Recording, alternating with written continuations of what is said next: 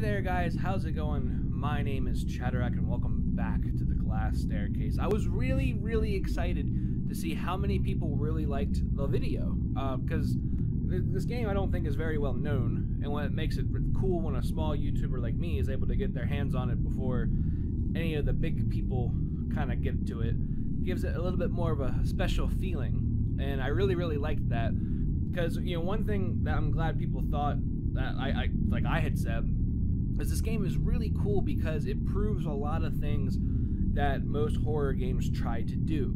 Like, yes, PT is terrifying because it looks amazing, it's authentic and beautiful, and scares the living daylight out of you every corner you look into. But with this, you don't need that presence in order to make a horror experience, which I think is really cool. So we're on day 3, and for some reason, after we saw the meat monster, I no longer have hair. Attention all, this is the estate. Dorothy, if you've already taken your tablet, please report to the dining hall. We've prepared a new task for you, the letter on the table for the directions. Yeah, girls, ladies, all that jazz. We know all that. We've been there. Okay, what's up with you? I don't have hair. And one thing I noticed too is when you use the pause menu, we have this kind of status bar over here for Dorothy. And I also just realized I think I'm playing different characters every time. I didn't think my name was Dorothy before. Was it? Oh, I don't know. That would be interesting too. But anyway, because there was a girl that didn't have hair. I do remember that. So is every character I played at died so far then? Well, I guess technically only one character would have died. I don't know, we'll have to keep our eye on them. What's going on? We're the last 2, I guess. Oh, okay. So I don't think when they say the girls are going home, they are actually going home. They could, oh, I have to take my tablet first. Which is probably, where is my tablet? My tablet over here. The fuck is my tablet? I don't mean my iPad, I mean the medicine I have to take. That glass is empty. Yeah, where the shit is mine? I mean, it's probably this one right here. Take your tablet, sure. Does that mean I'm gonna get a jump scare from myself? Because that's what happened the last time I took my fucking tablet. Or last 2, I guess. Alright, yeah. Same thing. Alright. So what will Dorothy's task be? Because before we had the task of the hedges and whatnot. So, and I'm supposed to go to the dining hall like always. So we'll make our way down to the dining hall. Bloop, bloop, bloop, bloop, bloop, bloop, bloop, bloop, bloop. How come there's nowhere anyone here? I may also have forgotten where the dining hall is. I don't know. This game actually straight up scared me shitless. I'm not kidding. Like, I had trouble sleeping last night after I did it. Oh, why is there sparkle jam? There shouldn't be any sparkle jam in here. Oh yeah. Oh, what was that? I'm at the dining hall, but there's no one here. That's locked. Do I have to check the piano? Like I did before. I really don't like how these doors pan like that shit. The panning was so slow, it makes you think something's gonna happen. Because see, the key was underneath the piano before. Oh, what did we miss? I think we missed something. Nothing of interest, eh? Okay. But it's been a while since the game really scared me. I think the first game that truly scared me outside of the game was PT. PT was scary. Yeah, I know I used it as an example earlier, but... I mean, oh, I didn't like that. It, like, clipped. Did you hear that clip like that? I'm telling you, I don't trust any of these doors anymore, either. I mean, I went to the dining hall, but there was nothing there. So I'm almost wondering, am I supposed to go and get that box? Oh god, look at how different the graphics are out here today. I mean, I guess it was raining earlier, when we did it before. So let's go see if meat bag's over here.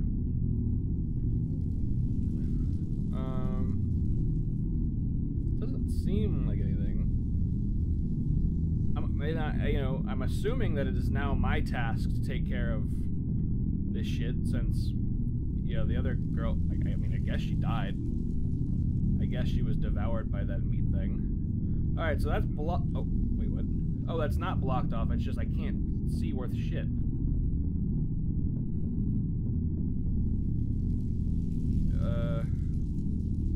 Where go? Where go and what do? Am I even supposed to be here? There's a great chance I'm not even supposed to be here.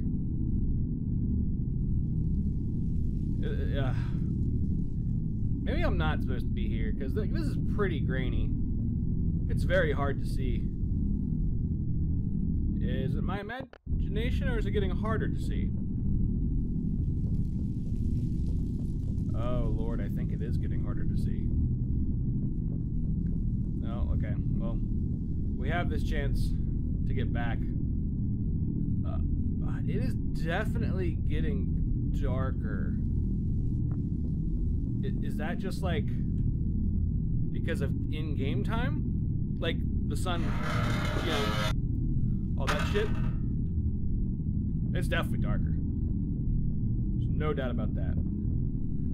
And, like, I really don't care for, like, the completely monotone, like, silence.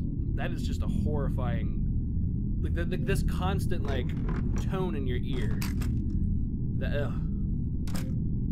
Alright, so we came to the dining hall, but there was nothing here.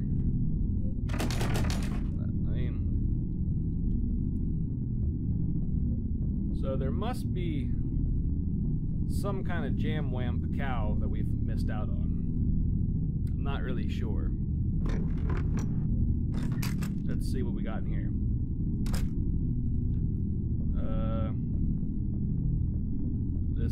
This doesn't really appear to be anything out of the... Did I just jump over a desk? Like, full-blown parkour. Dorothy's the fucking... Oh, man. Woman. Well, man. Ooh. There's... Dusty vase, nothing usual or useful to... Aha! Here we go. It's a letter. Read it. I love the letters. Dorothy. We have begun entering the later year, and as such, our daylight hours are getting shorter. We'll be entrusting you to light all of the manor's candles before nightfall, as well as snuffing them out in the morning. This is a large responsibility, but we trust that you are more than capable of it. We all must do our part here. You're such a responsible young lady, Dorothy. Surely your family will be glad to have you home. Well, that is certainly not a task that I wanted to have. Because that involves darkness. And me no likey darkness.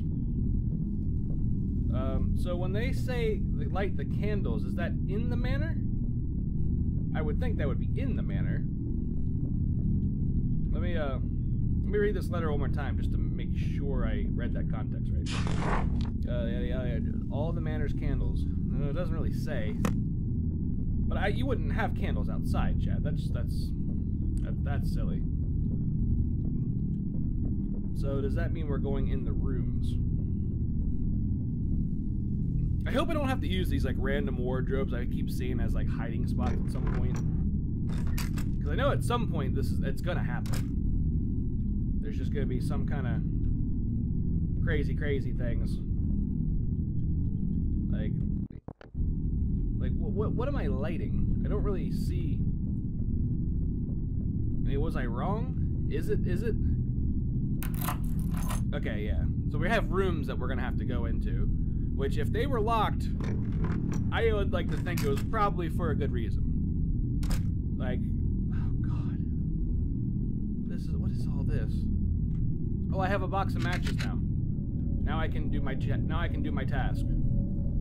Yeah, light that candle. Oh, look at the lighting in here.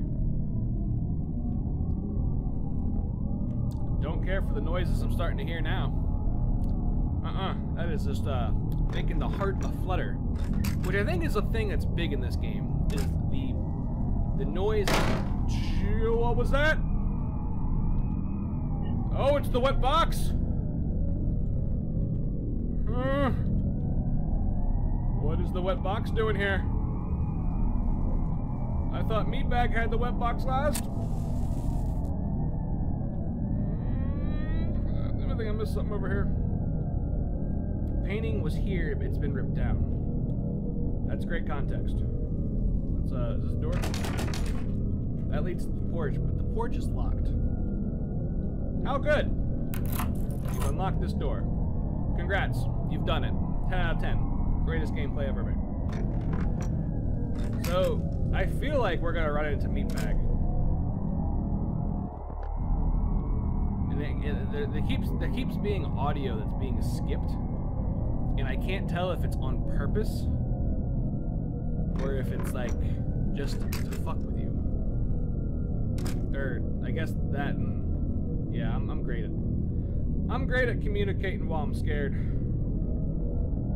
That's what I'm great at doing. Probably shouldn't do horror games for my channel if I can't even talk. But yeah, the ambience in this game is really what sets the horror like really bad. Like you know, it's kind of like I think of when I first played Five Nights at Freddy's, and like, you know, the jump scares in Five Nights at Freddy's themselves really aren't that scary. The problem is all the tasks you're trying to complete build your anxiety level up. And that's where it really gets you. Alright, we're in a bathroom. I don't like the fact that we're in a bathroom. Oh, another wet note.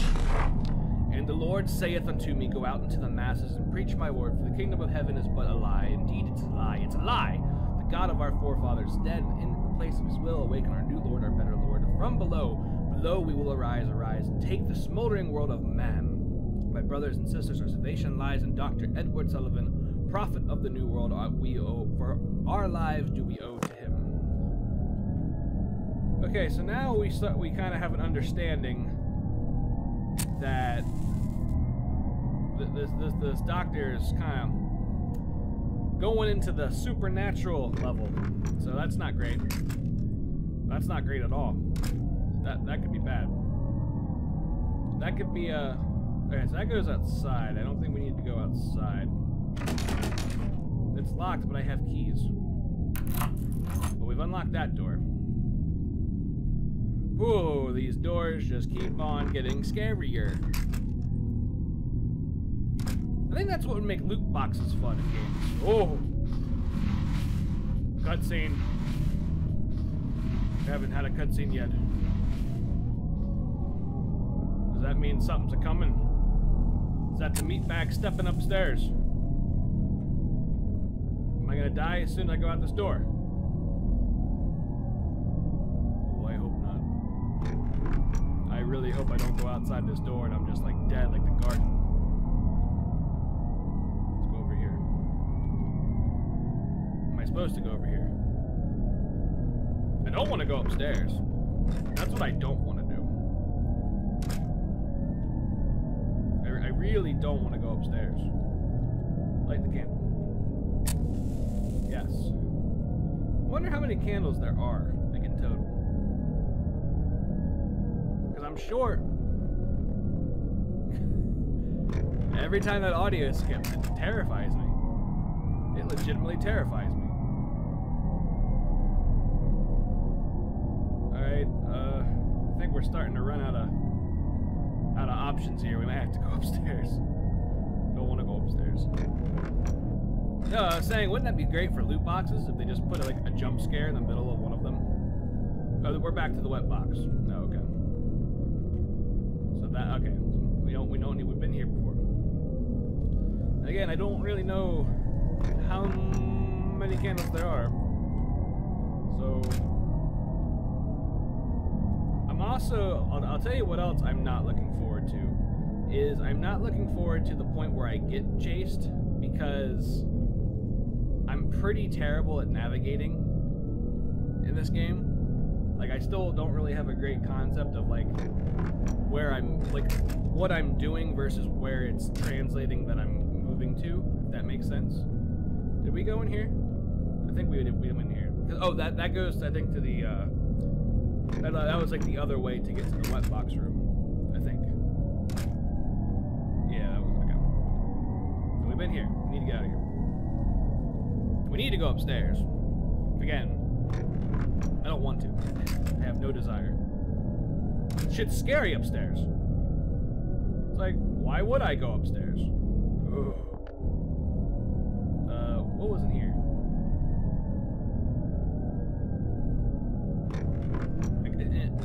I seriously think the panning of these doors has gotten slower on purpose. I know. Okay, so this is where we got our task, but there's no candles in here. Well, I guess it's time to go on upstairs. Really don't want to go upstairs, but I have a job to do, and good girls do their jobs. Or at least that's at least what they've. I'm not allowed back in. Oh, good. Nope. Oh, God, I know something terrible is gonna happen. Well, I mean, it's a horror game, so we certainly know why is this all glowing over here? Oh, I don't like this. Is this a door or a window? I think there could be death in here.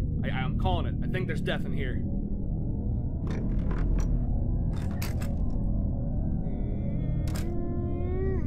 Okay. We're safe for now. Okay, I think this was the room. The journal. October 1st, 1919, a crowd of strange men and women has been congregating outside the mansion for days. There must be at least 20 or more of them. They all have almost glassy eyes and palest skin. They don't seem to eat nor drink, nor do they react to the bitter winds outside. They stand about, shuffling here or there. Sometimes they sit, sometimes they sleep, but mostly they just stand. Trying to look inside the windows or knock on the door, Bartholomew and William have already quit because of it.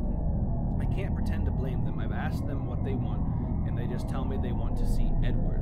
Why do these people want to see my husband? He won't even see me, let alone strangers. I've only seen him once since August. He was moving boxes through the back door of the manor. He yelled at me to get away, and I did as he said. I'm afraid I've nowhere to go. October 2nd. My God, I heard gunshots. Not from outside, from the basement. 6 shots and agitated yelling from my husband. I and the servants, brave enough to venture out of their rooms, rushed to the basement door and called for him. There was a terrible banging at the door, then 4 more shots. I heard something fall down the stairs before my husband screamed at us to get away. He almost sounded scared or worse, relieved. I can't just keep pretending that there's something I can salvage from this. Whatever he's doing is only growing in scale, and the horrible hum from his damn machine is merely the chorus to this tragedy that I now call our life. God, Edward, please. Maybe what I knew of my husband and his work was always a lie. I want to believe that something changed in him, perhaps during the war, perhaps in his need to find an end to this plague, as we understood it. We used to speak of all kinds of things for our future, and maybe it was simple, perhaps even idealized, but they were a dream that we could both see so clearly. I can't seem to see that dream anymore. The world is buried beneath nothing but the agony I felt when I last saw his cold, dead eyes. Eyes not far removed from the gangs of shambling lunatics that gather at our doors at all hours. Perhaps there is a new illness that I, nor any of our help, has heard of. It's not as if I've had the opportunity to leave this prison in so long. The whole world could be entrenched in another great war for as far as I could know. A prison. That's how far from those dreams of the future I've gone. The home that we were to grow together has become nothing more than a prison that I live a waking nightmare in. Perhaps that waking nightmare is preferable to the ones I see at night. On the rare occasions the heat doesn't return, shaking every fiber awake. Good Lord, this journal is crazy long. There is no doubt in my mind that he can no longer see the future we once spoke so wistfully of. I doubt he can see much of anything anymore, nothing beyond that hellish engine he's brought into our home. At first, I've been able to ignore the abominable sins that my husband has brought into our home, but with each night there are new terrible sounds, some mechanical, some horribly human, all completely unnatural. I'm no doctor, nor shall I ever hope to become one, but the godless acts Edward has begun participating in the troves of mumbling madmen that now gather at our yard in some kind of perverse congregation, tell me that there is no longer a hope in my heart that my husband is any more of a man of science. If there were such a hope, it died with whatever abominations he has taken in the shooting in the dead of night. I no longer know if I fear my husband, but I am certain that I fear whatever the thing that has replaced him is. Edward has allowed himself to be taken to hell, and I will doubtlessly be forced to follow. Okay, so we got a lot of information from that. First aid kit. Heal myself? Should I? I mean, I'm fine. I'm gonna say no. Light the candle. This is the last candle. What was that? Things are gonna happen. 1000% things are gonna happen. Why couldn't I just take the first aid kit with me? That would have been great. That would have been ideal. That would have been awesome. Where do I go now? Oh, this is a door as well. That's a locked door. That went to the balcony. Who knew? What do now?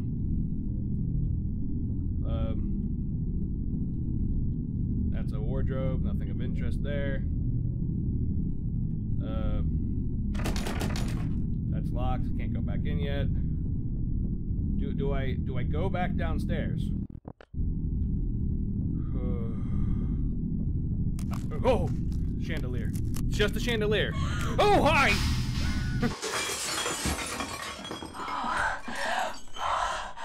So she's gonna die from a chandelier. Oh, it's the meat bag. Hi, meat bag. Is that how Dorothy dies? Death from chandelier. Good Lord, what a death scream. Okay. Alright, so that was day 3. Day 3 had a lot to it. Day 3 gave us a lot of information about the setting overall. I didn't really read into the setting prior to the game, so maybe it's already established, but it definitely seems like it's kind of, you know, right around after, maybe during World War I or right around World War I or during World War II. And originally, it seemed like they had an intention of bettering the world with science. And evidently, at some point, Edward found some machine, some form of machination that has caused all these supernatural problems to happen, like the people congregating and these possible abominations that I have henceforth called meatbags. So it kind of gives you that kind of, and you can kind of tell from like the decorum of the mansion a bit, you know, like how the beds are certainly older, the tapestry on the walls, some of the carpets, and even just the overall architecture of the manor itself kind of gives it that vibe. Of course, in a horror game, you can only take that so much to try to piece a setting together, because it's just kind of like that gothic-y kind of style. But it certainly is cool. Some of the plot points in this remind me a lot of the game Colot that I played a long time ago, where you got a lot of the story with that from finding notes along, you know, your way and so on and so forth. So what's cool about this is that you are playing different characters. So on day 4's playthrough, we'll be playing as Margaret. And Margaret seems like she's the smartest of all of them.